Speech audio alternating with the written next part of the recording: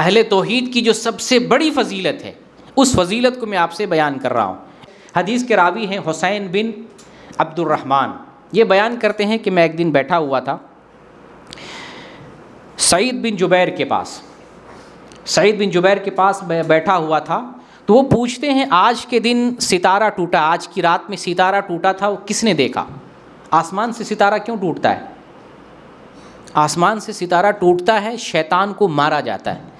جب شیاطین آسمان کی طرف لپکتے ہیں، آسمان کی طرف جاتے، کیونکہ آسمان ہی میں ہماری زندگی کا فیصلہ ہوتا ہے، اس کائنات کی تدبیر اور انتظام کا فیصلہ آسمان میں ہوتا ہے۔ شیاطین اوپر بڑھتے ہیں اور آواز کو اور فیصلے کو کیچ کرنے کی کوشش کرتے ہیں، تو فرشتے جو ہے ستارے توڑ کے مارتے ہیں۔ اس ستارے کو کیا کہا جاتا ہے؟ النجم الثاقب، یا بعض جگہ پہ ہے الشہاب الثاقب، ستارہ توڑ کے مارا جاتا ہے۔ سعید بن جبیر پوچھتے ہیں آج کی رات ستارہ ٹوٹا تھا، کسی نے دیکھا ہے؟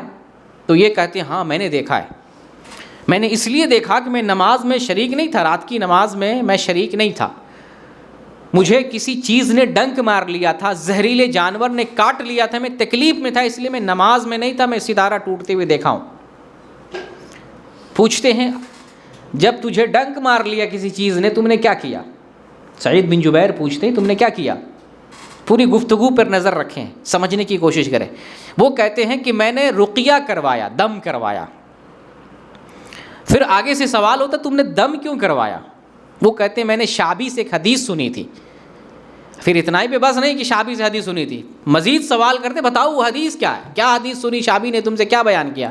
تو وہ کہتے ہیں کہ شعبی نے بریدہ بن حصیب سے روایت بیان کی ہے کہ وہ کہتے ہیں کہ نظر بد اور کوئی چیز ڈنک مار لے، انہی دونوں چیزوں میں رقیہ کرنا چاہیے، ان دونوں چیزوں کے علاوہ اور کسی چیز میں رقیہ نہیں ہے، دم نہیں ہے۔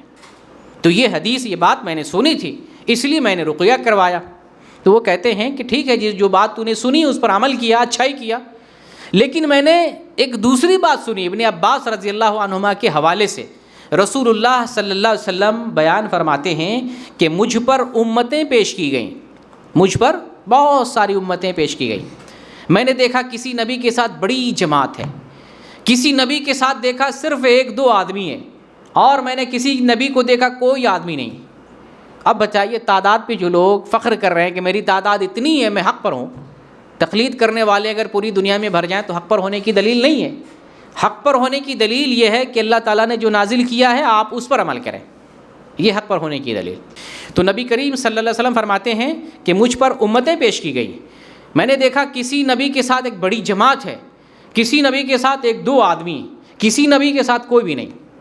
اچانک دیکھتا ہوں ایک جماعت آ رہی ہے، ایک انبوہ جماعت ہے، مجھے لگا کہ یہ میری امت ہوگی، میرے لوگ ہوں گے، لیکن آپ کو بتایا کہ نہیں، یہ آپ کی جماعت نہیں، آپ کی امت نہیں ہے، یہ موسیٰ علیہ السلام ہے اور موسیٰ علیہ السلام کی قوم ہے۔ پھر آپ صلی اللہ علیہ وسلم دیکھتے ایک اور بڑی جماعت آ رہی، بہت بڑی جماعت، پھر آپ کو بتایا کہ یہ آپ کی امت ہے، یہ جو بڑی جماعت ہے یہ آپ کی امت ہے۔ اور پھر آپ صلی اللہ علیہ وسلم بیان فرماتے ہیں، کیا بیان فرماتے ہیں؟ کہ یہ جو میری امت ہے ان لوگوں میں سے 70,000 لوگ بغیر حساب بغیر عذاب جنت میں جائیں گے، بغیر حساب بغیر عذاب جنت میں جائیں گے۔ اللہ سے دعا کرے اللہ تعالیٰ ہمیں بغیر حساب و کتاب کے جنت میں داخل فرمائے۔ موحدین کا سب سے اعلیٰ اپ گریڈ درجہ جو ہے، سب سے اونچا درجہ یہی ہے، بغیر حساب کے بغیر عذاب کے جنت میں داخل کر دیا جائے۔ سب سے بڑا مقام موحدین کا یہ ہے جو یہ حدیث بیان کی جا رہی ہے۔ نبی صلی اللہ علیہ وسلم فرماتے ہیں میری امت میں سے 70,000 لوگ بغیر حساب کے بغیر عذاب کے جنت میں جائیں گے۔ اتنی بات بیان کیے اور آپ چلے گئے گھر۔ اب صحابہ کے اندر یہ بات قیاس آرائیاں چلنے لگیں، یہ 70,000 لوگ کون ہوں گے؟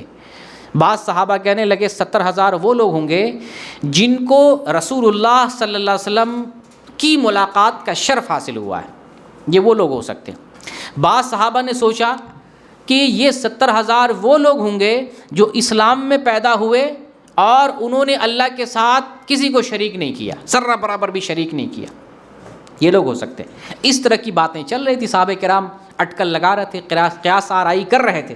پھر نبی صلی اللہ علیہ وسلم گھر سے آئے، باتیں کر رہے تھے صحابہ، اور بتائے کہ ہم لوگ 70,000 کے بارے میں ایسی ایسی باتیں کر رہے تھے۔ آپ نے فرمایا کہ نہیں تم لوگ جو کہہ رہے تھے بات وہ نہیں، بات کیا ہے؟ 70,000 جو جنت میں جانے والے لوگ ہیں وہ لوگ ہیں۔ آپ نے 4 خوبیاں بنائی، ہم الذین لا یسترقون ولا یتطیرون ولا یکتوون وعلی ربہم یتوکلون، 4 خوبیاں بیان کیا۔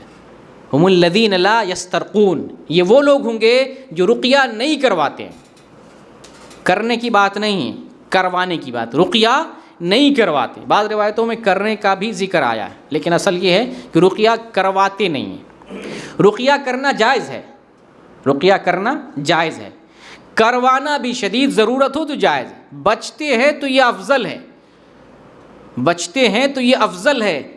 کمال توحید ہے کہ آپ کسی سے رقیہ نہیں کروائیں، رقیہ نہیں کروائیں، خود سے کریں، سوتے وقت جاگتے وقت پریشانی خود سے رقیہ کریں، کسی سے نہیں کروائیں۔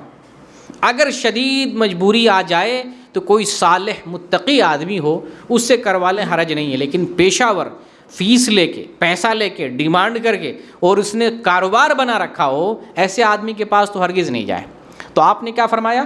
ہم الذین لا یسترقون، یہ وہ لوگ ہیں جو رقیہ کرواتے نہیں ہیں۔ دوسری چیز ولا یتطیرون، اور وہ بدشگونی نہیں لیتے، نحوست نہیں لیتے۔ نحوست لینا جائز نہیں، حرام ہے، اس کو شرک کہا گیا۔ الطیرہ شرکن، پچھلے دروس میں یہ حدیث آئی نا، الطیرہ شرکن، بدشگونی، بدفعلی، نحوست لینا اسلام میں شرک ہے، تو وہ بدشگونی نہیں لیتے ہیں۔ ولا یکتوون، اور وہ داغ نہیں لگاتے ہیں۔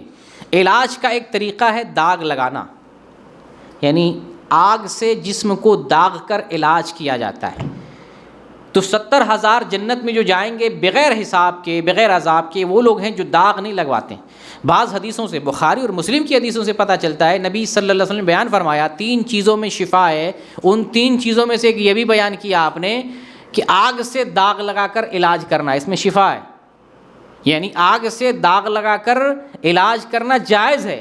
جائز ہونے کے باوجود بھی رسول اللہ صلی اللہ علیہ وسلم نے فرمایا جو نہیں داغ لگائے اللہ پر بھروسہ کر لے، اس سے بچ جائے، یہ کامل توحید ہے۔ یہاں کامل توحید کی بات ہو رہی ہے۔ فرمایا وعلی ربہم یتوکلون، اور یہ وہ لوگ ہیں، چوتھی صفت، جو صرف اپنے رب پر اعتماد کرتے ہیں، رب پر بھروسہ کرتے ہیں۔ ابھی جو 3 باتیں بیان کی گئی نا، یہ توکل کے خلاف ہیں۔ رقیہ کروانا، بدشگونی لینا اور داغ لگوانا، یہ سب کیا ہے؟ توکل کے خلاف ہے۔ اپنے رب پر خالص توکل کریں۔ اگر یہ 4 خوبیاں پیدا ہو جائیں تو وہ آدمی بلا حساب بلا عذاب جنت میں جائے گا۔ اب شوق صحابہ دیکھیں، ایک صحابی کھڑے ہو گئے، اللہ کے رسول میرے لیے دعا کر دیجئے میں ان لوگوں میں سے ہو جاؤں۔ یہ شوق ہے جنت کا۔ دیکھیں صحابی کھڑے ہوئے، عکاشہ بن محصن، وہ کہتے ہیں اللہ کے رسول، اے اللہ کے رسول میرے لیے دعا کر دیں کہ میں ان میں سے ہو جاؤں۔ آپ نے دعا کر دی، آپ نے کہہ دیا ٹھیک ہے تم انہی میں سے ہو۔ یہ آپ صلی اللہ علیہ وسلم کی صدق نبوت پر دلیل ہے۔ پھر ایک آدمی کو شوق ہوا کہ ایک آدمی کا نام لسٹ میں آ گیا ہے بلا حساب و کتاب۔ دیکھیں کتنا خوش نصیب رہا ہوگا وہ، جب تک جیا ہوگا تب تک صحابہ کہتے ہوں گے یہ بندہ وہ ہے جو بغیر حساب کے، بغیر عذاب کے جنت میں جائے گا۔ زندگی پر دیکھیں نا، اس کا جو ہے وہ قسمت والا ہو گیا، زندگی میں، دنیا ہی میں بشارت مل گئی۔ شوق جنت میں ایک آدمی اور کھڑا ہوا، وہ کہتا ہے اللہ کے رسول میرے لیے بھی دعا کر دیجئے۔ تو آپ نے ڈانٹا نہیں، آپ نے جھڑکا نہیں، آپ نے بڑے ادب سے، نرم لہجے میں، بڑے اچھے سلیقے کے ساتھ آپ نے جواب دیا کہ عکاشہ تم سے سبقت لے گیا۔ عکاشہ جو پہلے کھڑا ہوا تھا تم سے سبقت لے گیا، اس نے بازی مار لی ہے۔ آپ نے یہ بھی نہیں کہا تم نہیں جاؤ گے، ہو سکتا ہے جا سکتا ہے، کیونکہ صحابہ کرام کی جو جماعت ہے تو موحدین کی جماعت ہے۔ توحید میں سب سے اونچا درجہ اگر امت اسلامیہ میں دیکھا جائے تو صحابہ کرام کا نمبر آئے گا، ہو سکتا ہے وہ بھی ہوں گے، لیکن آپ صلی اللہ علیہ وسلم نے کہا کہ تم سے عکاشہ سبقت لے گیا۔ تو یہ بڑی عظیم حدیث تھی جو اہل توحید کی فضیلت میں ہے۔